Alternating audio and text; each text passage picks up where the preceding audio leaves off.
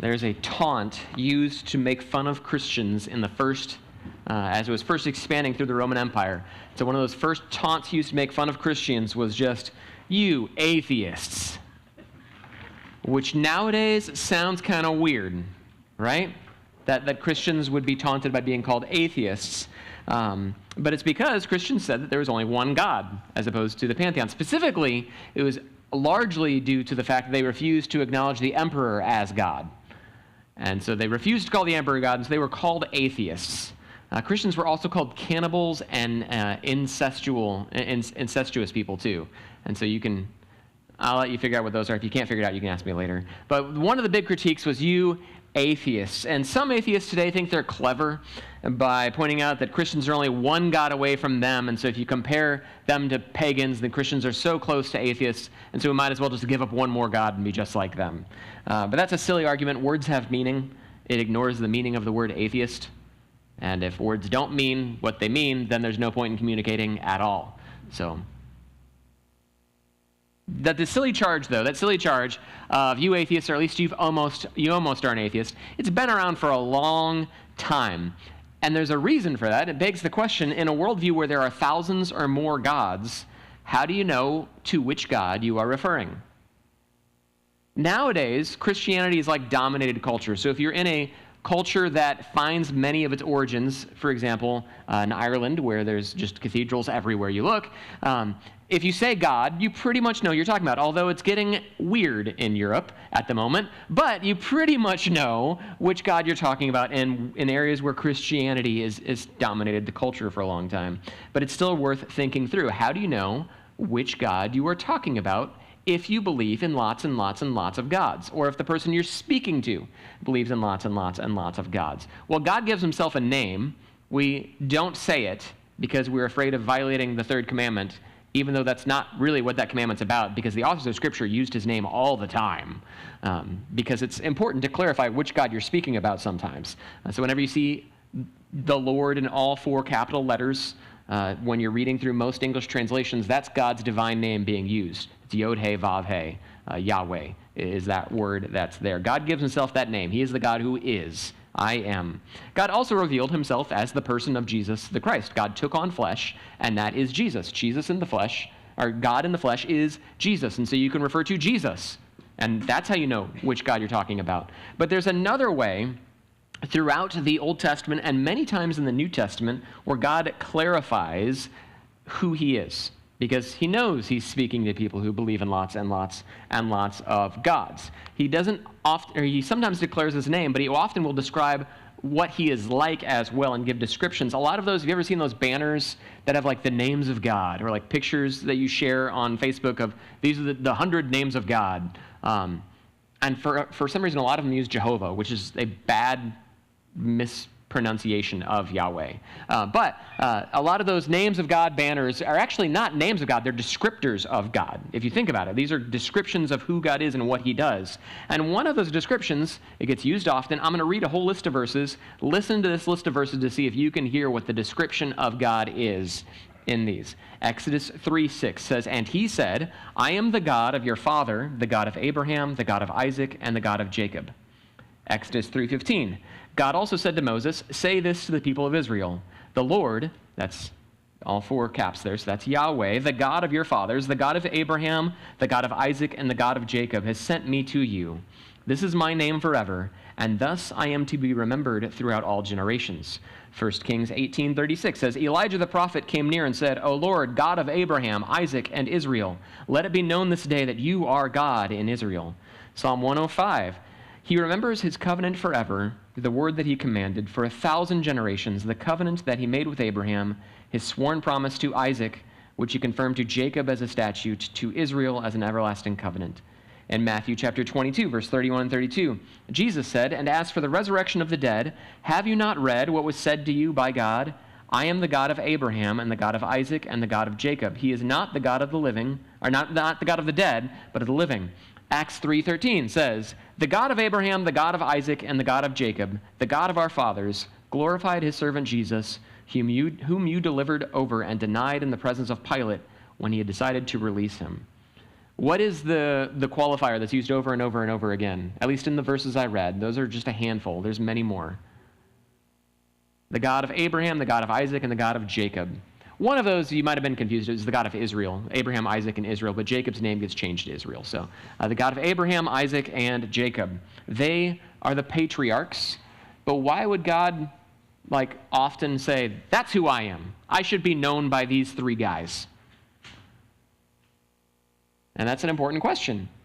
Our sermon series through Genesis, it went more slowly through Genesis 1 through 11, but we don't want to leave the rest of the book just hanging. Last week we got to talk about Abraham, but those first 11 chapters of Genesis are why God needs to create a chosen people.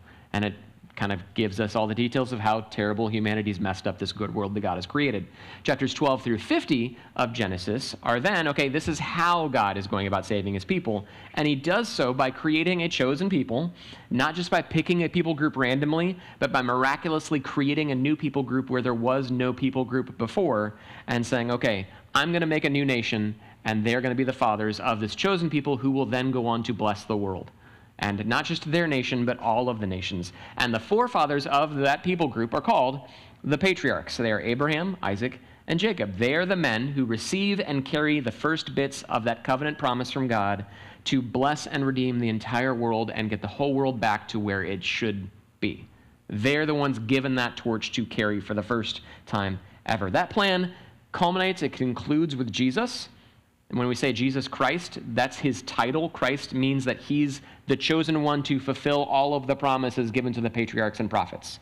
That's what Christ means when you say that. That's not his last name. It's saying he is the one who lives up to all of these promises.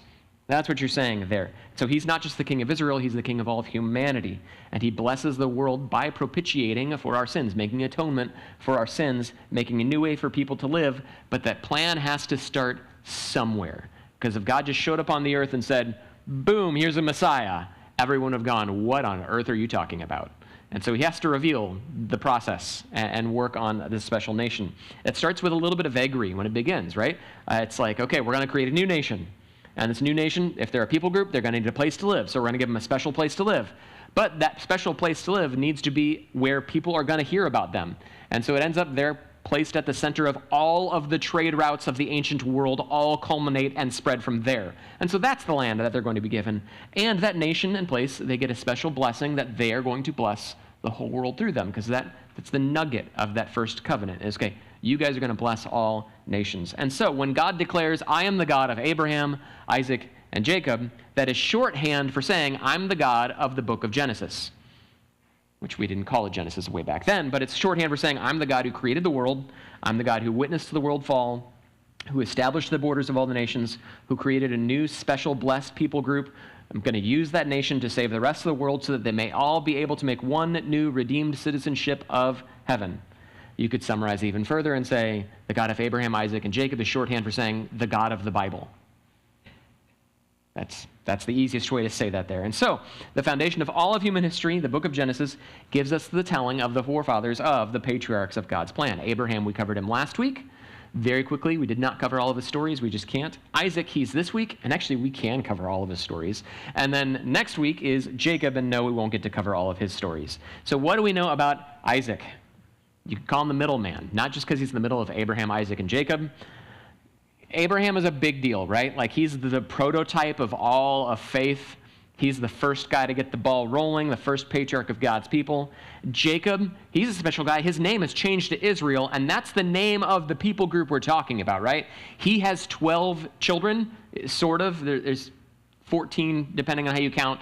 But essentially, there's 12 tribes from him, and he is the daddy of the nation of Israel, and so, he's obviously a big deal. What is Isaac known for? There's Abraham, who's the guy who gets it all going. There's Jacob, who his name literally becomes the nation. And Isaac is the guy, I guess, known for being so old and feeble that he can't tell the difference between his children if one of them wears a goat costume. Like, that's the story we get for Isaac, right? Like, wow, that sounds great, right? Isaac's death, if you start reading through the book of Genesis looking for where Isaac dies, it's like almost included as like, oh, oops, we forgot to mention him. He's after 9 chapters of material about his son's life, and his death gets 3 verses, where it's kind of like we remember that Isaac's wife dies, Rebecca dies, and they're like, oh yeah, we should probably mention, or Jacob's wife dies, and it's, oh yeah, we should probably mention that, his dad died, or the father-in-law died too. Remember, chapters 12 through 50 were about Abraham. Chapters 1 through 11 are the foreword and foundation. 12 through 25 are about Abraham. 27 through 50 are definitely about Jacob, and that's the whole book. And so Isaac is like right there in the middle with very little material about him. And he's kind of the forgotten patriarch who we don't have good famous stories about Isaac. He's like the transition guy. If we're very generous and give Isaac the stories that are really about Abraham, like the story of Abraham almost sacrificing Isaac, is that about Isaac or is it about Abraham? It's about Abraham, right? The story about Isaac blessing his children, is that about Isaac or is it about his children? It's really about his children. And so if you're generous, though, and give those stories to Isaac, he gets chapters 24, 25, and 24, 25, 26, and 27. The only chapter that's about Isaac and not about anyone else is just chapter 26. That's it. Abraham gets half the book.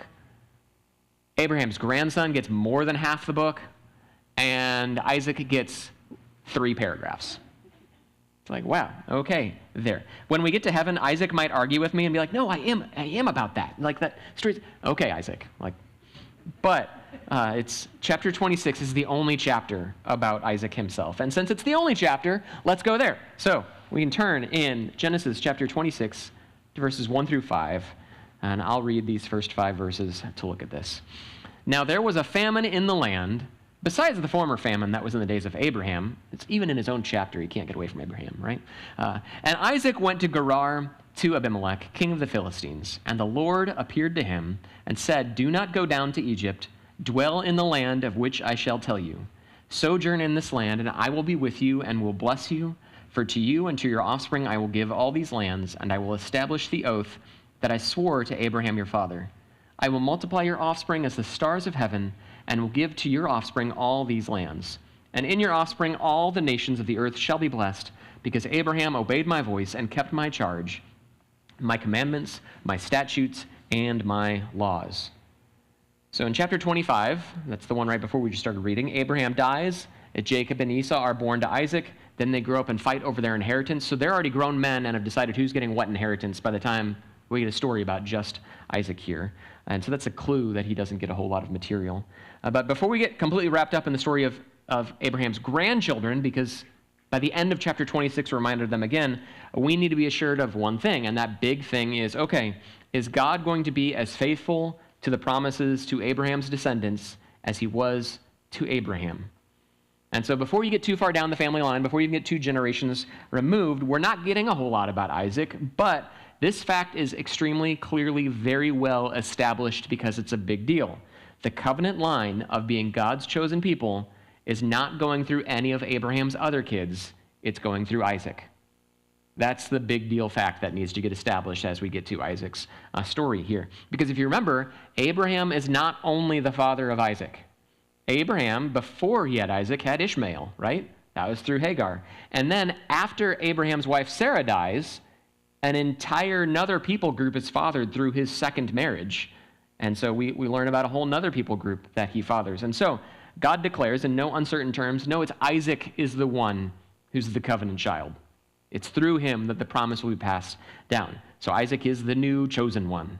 There's more to point out in those 5 verses we read, though, too. It included that, hey, by the way, just like Abraham was promised land, the promised land is being promised now to Isaac, too.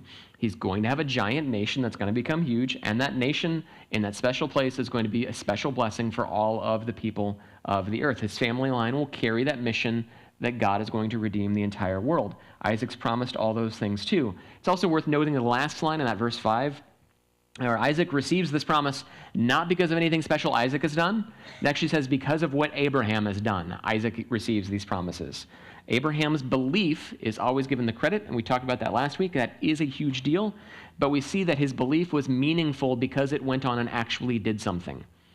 In that verse 5, the reason why Abraham's promise is carried down to his son is because Abraham's obedience. He submitted to, in some translations, it's the requirements, the decrees, the laws, and the commands. It's also the same thing mentioned in Deuteronomy 11:1. I don't have that on the screen, but Deuteronomy 11:1 says, the way you love the Lord is by obeying his requirements, decrees, and laws and commands. And he uses the same four words. And so Abraham has established he loved the Lord because he was obedient to God's decrees and commandments and statutes and commands. And because his father was blessed through his belief and subsequent obedience, Isaac gets blessed too. And so that's a bonus lesson. It's not the main lesson of this passage, but it's a nice bonus side note one to all parents. Your obedience impacts your children. They are their own unique people, but you have the biggest spiritual and physical impact on your children's lives. Bless them as best you can with a spiritual upbringing in truth and obedience to God. No other task as a parent is more sacred or meaningful than making sure you can do what you can to give them a good spiritual foundation. It's a statistical impossibility that any of our children in Rolla, Missouri will go on and become professional athletes. It is a perfect guarantee that all of them will either go to heaven or hell. So it's much more important to make sure they've got a spiritual foundation than other things as well. So back to the topic at hand, instead of just a tangent one of, hey, make sure you do the best you can with your kids. With the covenant reestablished, let's see what amazing things Isaac does with his life in the 2 paragraphs we have left for him, right? Maybe 3, depending on how you break up paragraphs, because those aren't original in the text. But both the 2 stories left directly connect to Abraham's promises that are now passed down to Isaac here. And so we'll keep reading. We'll see the first incident. It's verse 6 of Genesis chapter 26. So Isaac settled in Gerar. When the men of the place asked him about his wife, he said, she's my sister. For he feared to say, my wife, thinking, lest the men of the place should kill me because of Rebekah, because she was attractive in appearance. When he had been there a long time, Abimelech, king of the Philistines, looked out of a window and saw Isaac laughing with Rebekah, his wife. So Abimelech called Isaac and said, behold, she's your wife. How then could you say she's my sister? Isaac said to him, because I thought, lest I die because of her. Abimelech said, what is this you've done to us? One of the people might easily have lain with your wife, and you would have brought guilt upon us. So Abimelech warned all the people, saying, whoever touches this man or his wife shall surely be put to death. And that's that story. If you know the stories of the life of Abraham, then you might be experiencing a little bit of deja vu here, or maybe deja lu. Deja vu's already seen. Deja lu's already read. But in both Genesis 12 and 20, Abraham moves to a new land and has to tell everyone, this isn't my wife, it's actually my sister, because he's worried that he's going to get killed because of how hot she is. That's actually what goes through his head. He's worried that the pagan kings would kill him so that his wife could be a part of their harem. And it's such an odd thing to happen and be recorded in the book of Genesis, not just once, not just twice, but 3 times in the book of Genesis, right? So some scholars call this a doublet. They will say that the original storytellers of Israel's forefathers got it wrong. They extracted this one story and changed the details so many times so that when the narrator of Genesis finally sat down to edit all the pieces together, he had 3 different versions of the same story, and so just put them all in, and this is proof that we shouldn't trust any of the stories. It's like, well, that's stupid. Maybe it happened more than once, right? Like maybe Isaac turned out a little bit like his dad. Weird thing to think, I know, but that's kind of what happens with fathers and sons. So, I mean, but the narrator knows good and well he already shared the story of Abraham. He starts this one back in verse 1 where we read, it said, there was a famine in the land, not like the one in the days of Abraham. This is like the one in the day of Isaac. So he knows that the story he's about to share sounds like Abraham's story. He's not an idiot. Like, treat ancient authors as though they were competent individuals. It shouldn't be a hard thing to sell. Like, if you treat people like they're competent, then you don't have to worry about this doublet weird thing there. But back in verse 1, we did read there's a famine in the land. He says it's not like the one of Abraham's lifetime. Apparently, it wasn't as big. But yes, during Abraham's lifetime, there's a famine. He leaves the promised land. He goes to Egypt. There, he lies about his wife to Pharaoh. Pharaoh takes her into his household, and then later, similar thing happens. He goes to the land of what is currently the Philistines. There's Abimelech there, and he lies to Abimelech, and Abimelech takes his wife into his household, and during Isaac's lifetime, similar thing happens. He wants to go to Egypt, if you paid attention to the details of the first paragraph we read, but God says, don't go to Egypt. This is your promised land. Don't leave. Stay around. So the famine's apparently not that big, because he only goes about 20 miles to the west, ends up in the land that's later called the land of the Philistines, and there he also lies to the people of Abimelech's nation. And maybe it's the same Abimelech, we're not sure. It's one generation later, so it could just be an older Abimelech. The name just means my father is king, which is what I really wanted to name my child, but my wife vetoed that. But anyways, there's a huge difference, though, between the accounts of the Abraham accounts and the Isaac story. If you pay attention, in Isaac's case, he's afraid someone's going to take Rebekah as a trophy bride. No one does. That doesn't happen. In Abraham's story, Sarah gets taken both times. In Isaac's story, they just leave Isaac and Rebekah alone, and so he lied for absolutely no reason. In fact, it's not until some unknown amount of time later they are caught laughing together, whatever that entails, that they need to find out about the lie, which tells you Abraham positively affected the pagans. If you think about that, the only moral guidance that we know of they could have received is that Abraham lived with them for a while. And Abraham is a man who is known as someone who follows all of God's commands, statutes, and laws. We also know Abimelech made a special treaty with Abraham later to say, I know God's blessing you. We want to be on your side. Can you teach us something about God? And we won't mess with you, and you won't mess with us. Deal? And that happens. And so one generation later, we learn it worked. Weird how a Judeo-Christian godly influence can impact a nation. That the king, when he learns, oh, you thought I was going to take your wife? Why would I have done that? In fact, the death penalty is upon anyone who commits adultery.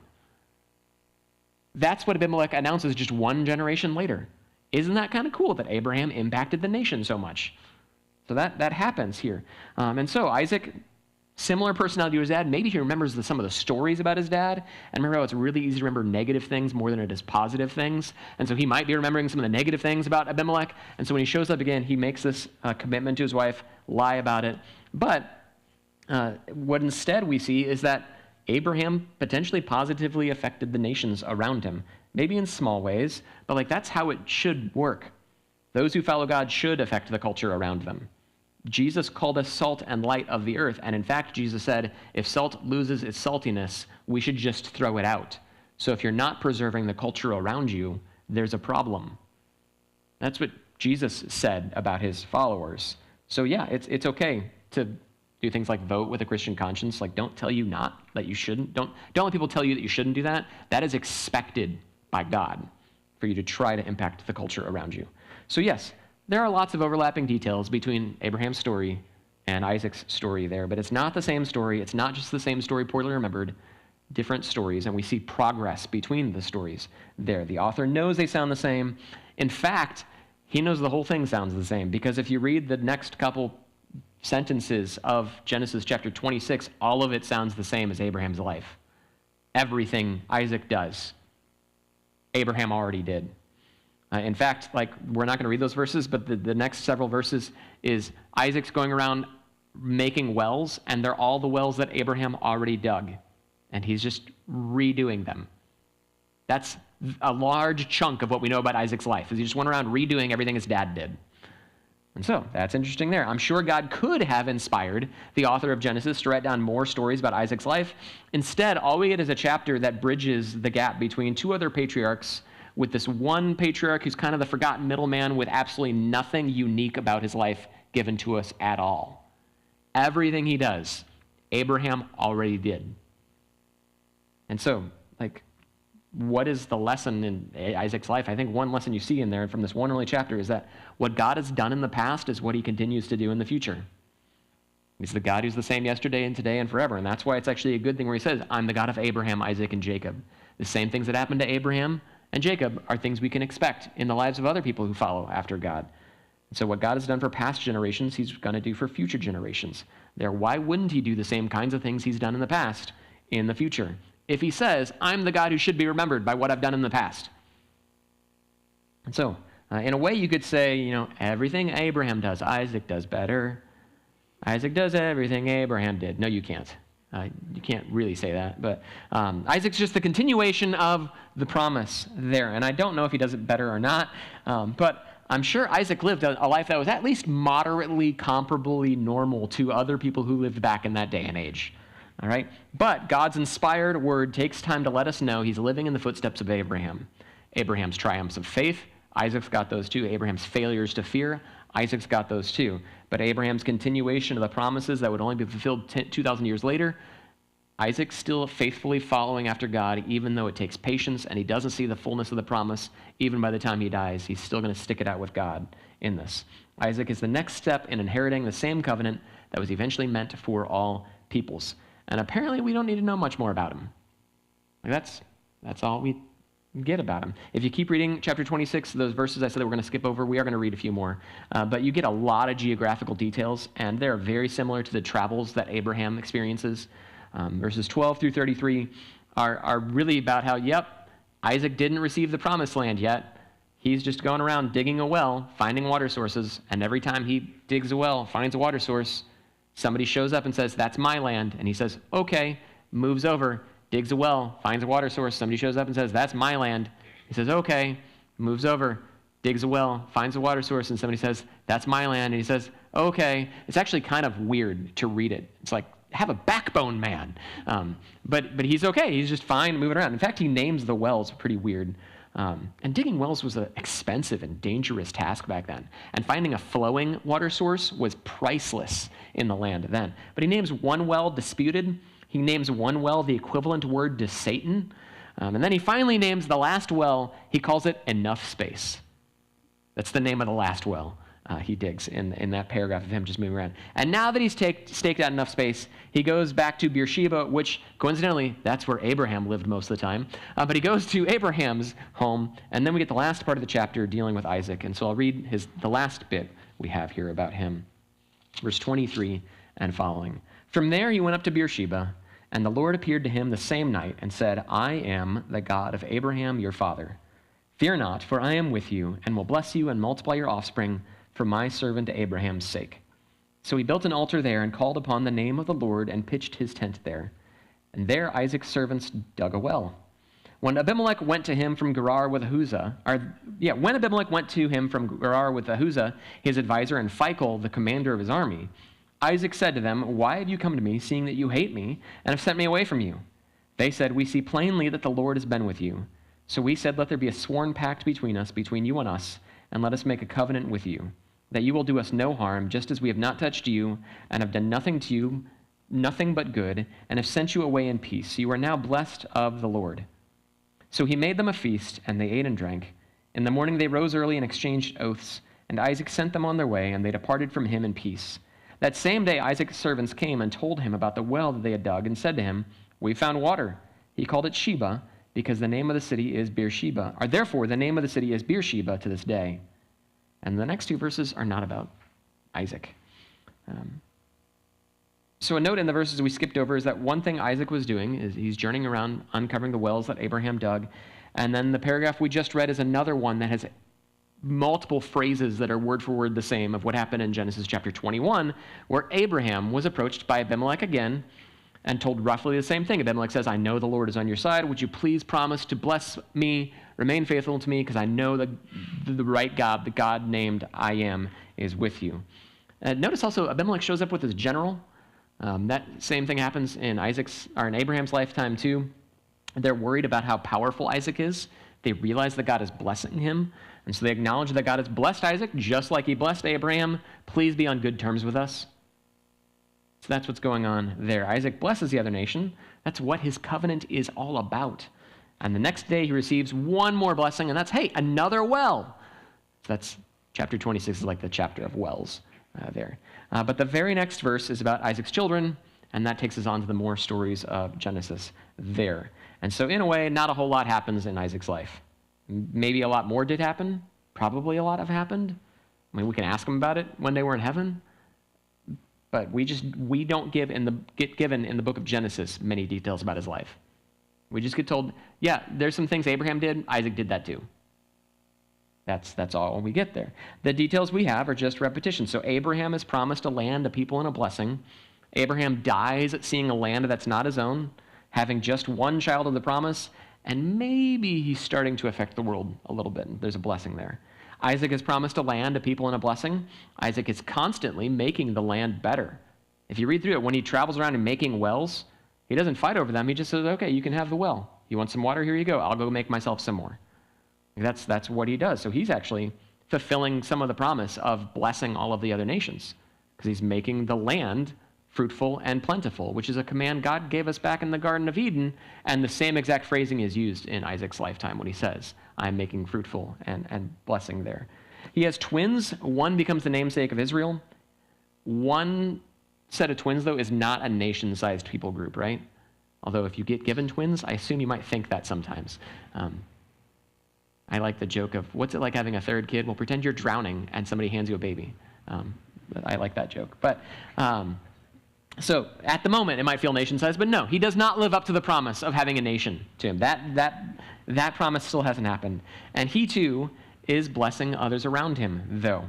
Although it might have been easier to bless others if he didn't lie to them. Just a hunch, but he's human, right? Next week, we'll read about Jacob, who is renamed Israel. But what do we learn from Isaac's life? And that is that God is the same God yesterday and today and forever. The God of Abraham, Isaac, and Jacob is the God of the living, like Jesus explicitly said. The covenant promises of Abraham were passed down to Isaac. They're also therefore passed down to all of us who follow after God as well. The New Testament tells us that we are the heirs of Abraham. We have a whole lot more detail about what that entails than Abraham did. We know that the promised land, that was just foreshadowing heaven. We've been promised heaven, though. And we know that the chosen people were meant to produce Jesus. We've got his redemption already at hand. And we know that the goal of those promises were meant to bless others. We can't save other people, but we do know what blessings should look like now and what it's like when God shines his face on people and takes care of them. And so we should be able to bless others in ways similar to how Abraham and Isaac did it, but in better ways or more modern ways too. Like Abraham maybe helped influence a few morals because he was following God's commands. Isaac went around digging wells and making life better for those around him. Both brought peace to the nations around them. And if your God is the God of Abraham, Isaac, and Jacob, then the question you should ask is, how could I be salt and light on this earth to share the blessings of God's kingdom with those around me? You may not be able to dig wells, although nowadays you can fund that pretty easily, right? But you can make sure that people around you have some of the necessities that they need for life. That's very similar to some of the things Isaac was doing. And I don't know if Isaac set about to bless the world with all the wells he was digging, but he did. And so volunteer and donate with organizations you believe would help bless people as well. You may not be able to influence kings and get them to change their morals. Good luck with that. But you can vote, right? And you can speak up to legislators and boards and councils. Studies show us that 70% of people are just sheep. That's really, I know it's not nice, but 70% of any given population wants to do what the majority says. That's what every study shows us about how people make up their minds. 70% of the population wants to do whatever they think everyone else is doing. And so that's why Christians should speak up. Because if we let the pagans control the narrative of the culture, guess what? The large percentage of the population who just wants to do what everyone else wants to do will think everyone else wants to do. We actually have to share what God would have us do there. Don't let godless people control the conversation. It's okay to speak up. And even better than being a physical blessing and helping bless others in those ways, be a moral influence, be a spiritual impact on others. Share the gospel. It's necessary to use words. And you can invite people and support the church and volunteer with the church and donate to the church as well. You can help be a spiritual blessing in the communities you're in. Be salt and light on this earth. Don't lose your saltiness, because we have a cloud of witnesses from a chapter of faith. Many of them are guys like Abraham, Isaac, and Jacob, did what they could. We know a lot more about what Jesus said is faithful love to God, which Scripture tells us is obeying his commands and his rules and his statutes. So let's pray. Father in heaven, may we be salt and light on this earth. We ask that, please. May we be thankful for a lot of